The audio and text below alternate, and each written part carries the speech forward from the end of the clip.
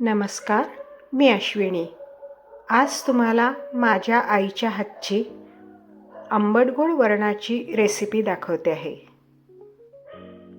यासाठी आपण थोडीशी चिंच आधी भिजत घालूया आणि हे जे साहित्य दिसतं आहे, शेंगदाणे, गोडलिंबाचा पाला, वाळलेल्या लाल मिरच्या, गूळ, हिंग, असं हे सगळं साहित्य याला लागतं आणि पुढे अजूनही साहित्य लागणार आहे।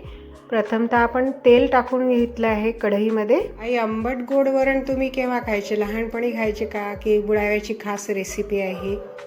ही माझ्या आईच्या हातची रेसिपी आहे, मुळव्याची। आता मी करते आणि आता माझी मुलगी पण करते। हां, आईने तुम्हाला माझी मुलगी करते असं सांगितलं आहे, म्हणजे मी। आणि आपण तेलामध्ये इथेच मोहरी, जिरं, हळद थोडीशी आणि चिंचेचं कोळ काढून घेऊन पाणी घातलं आहे आणि मग त्यात आपण आता गूळ वगैरे घालतो आहे। तर गूळ घातल्यानंतर थोडंसं हलवून घ्यायचं। थोडंसं एकजीव झालं की मग याच्यात मेथ्याची पावडर, जी मेथी असते की नाही, त्याची बारीक केलेली पावडर घातली आहे। मग आपण दाणे घालतो आहे, म्हणजे शेंगदाणे। थोडंसं हलवून घेतलं की एकजीव होतं, मधून हलवत राहावं लागतं। आणि यात असं गोडलिंबाचा पाला, म्हणजे कोणी याला कढीपत्ता म्हणतं, इंग्लिशमध्ये करी लीव्ज, आणि हे टाकल्यानंतर आता पुन्हा हलवूया आणि आता वरण घालूया। तुरीच्या डाळीचं वरण आहे हे, अप्रतिम लागतं। तुरीच्या डाळीचंच वरण चांगलं लागतं याच्यामध्ये, म्हणजे असं आपण मुगाचं वगैरे म्हटलं ना तर ते नाही चांगलं लागत। थोडंसं पाणी घालतो आहे। पाणी घातल्याने थोडंसं कसं आधी उकळायच्या अगोदर थोडं जास्त पातळच करून घ्यायचं, कारण हे वरण जास्त उकळलं तरच त्याची चव येते। यात आपण थोडासा घरी केलेला गोडा मसाला घालतो आहे आणि पुन्हा हलवून धणेपूड चांगली 1-1.5 चमचा भरपूर अशी धणेपूड घातली, मीठ घातलं आणि छान उकळू दिलं की छान चव येते। आता हा जो रंग आहे ना, पुढे पहा तुम्ही, रंग हा उकळल्यानंतर खूप बदलणार आहे आणि वेगळा रंग होणार आहे।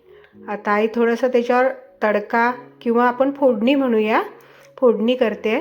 त्यासाठी फोडणीसाठी तेलामध्ये आपण मोहरी, जिरं, लाल मिरच्या, हिंग, हळद, तिखट असं हे सगळं साहित्य गॅस बंद करून टाकतो आहे, कारण की मग फोडणी जळायला नको। आता हे सगळं टाकलं आणि छान उकळू दिलं ना की वरणाचा कलर जो आहे, रंग, तो आता छान बदलत आहे। पहा, तुम्हाला पाहता दिसतं आहे की हे सगळं बदलत आहे, रंग वगैरे, आणि चवसुद्धा बदलते। छान उकळू द्यायचं, खूप घाई नाही करायची की आता झालं एक उकळी आली काढून घ्या, असं नाही। भरपूर चांगलं 4-5 मिनिट मस्त उकळू द्यायचं।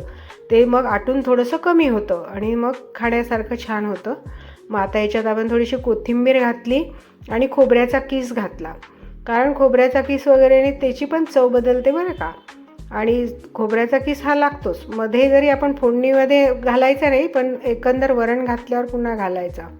पण आता वरण छान कढईत दिसलं, आता ते आपण काढून घेऊया एका भांड्यात, वाढण्यासाठी बरं पडतं। मग बघा, छान उकळलं आहे वरण, लाल मिरच्या वगैरे छान झाल्या। पुन्हा आपण थोडीशी कोथिंबीर घालतो आहे, थोडंसं खोबऱ्याचा किस पुन्हा वरून, सजावटीसाठी पारंपरिक पद्धतीचं हे वरण असल्यामुळे तशी सजावट आहे याची। आणि चवही छान, बघा, दिसायला खूप सुंदर दिसतं आहे आणि चवीलाही खूप छान।